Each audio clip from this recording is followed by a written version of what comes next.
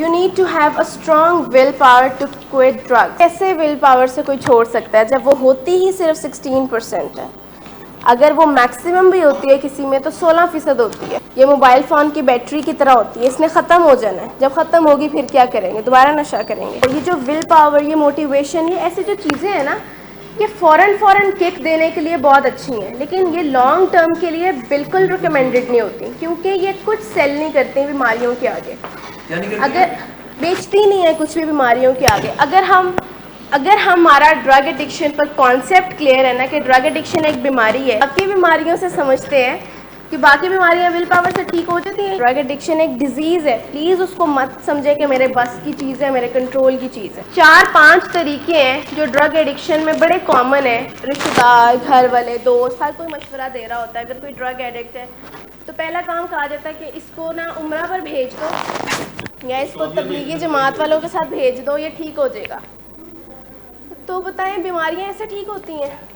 फिर कोई कहता है चलो इसकी शादी करा दो, जिम्मेदारी आएगी तो ठीक हो जाएगा। टफ लव प्रिंसिपल्स है ना, ये इस सारी एक्सरसाइज के बाद बने थे।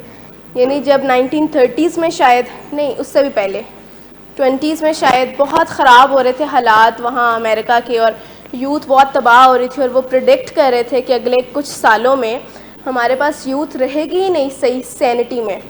तो डिफरेंट पेरेंट्स ने मिलकर आपस में, जिनके साथ ये मसले थे कि बच्चे स्पॉइल हो रहे थे, कोई ड्रग एडिक्शन में जा रहा था, कोई क्रिमिनल बन रहा था, मतलब इस तरह की चीज़ों में, तो वो आपस में माँ बाप मिले थे, इकट्ठे हुए थे।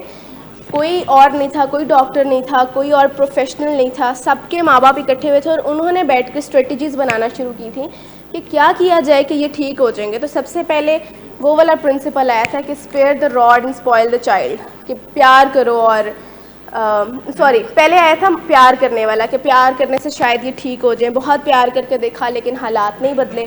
फिर आया spare the rod and spoil the child, के अगर सख्ती नहीं करेंगे तो स्पॉइल हो जाएंगे, लेकिन हालात उससे भी नहीं बदले, दोनों के रिजल्ट सेम थे।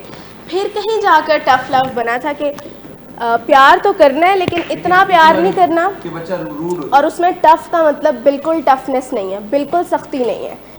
टफ लव तो सिर्फ एक नाम रख दिया गया था, जिस तरह किसी चीज़ का नाम रख दिया जाता है। थी उसमें सिर्फ ऐसी मोहब्बत जो नुकसान नहीं दे सकती बच्चों को। तो वहाँ से निकली थी ये चीज़ कि टफ लव एक ऐसी मोहब्बत होती है जिससे बच्चों को नुकसान नहीं हो सकता। एक होता है सिक लव।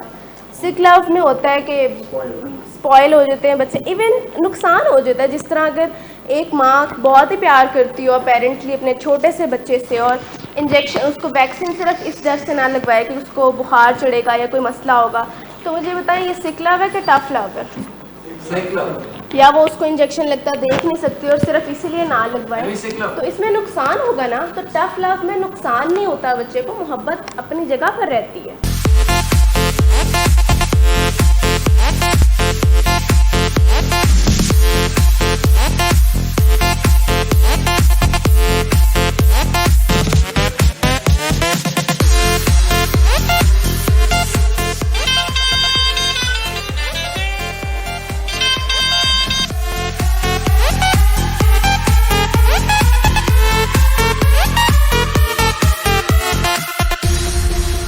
शराब नोशी की वजह किरदार की खराबी नहीं, मूड की खराबी है।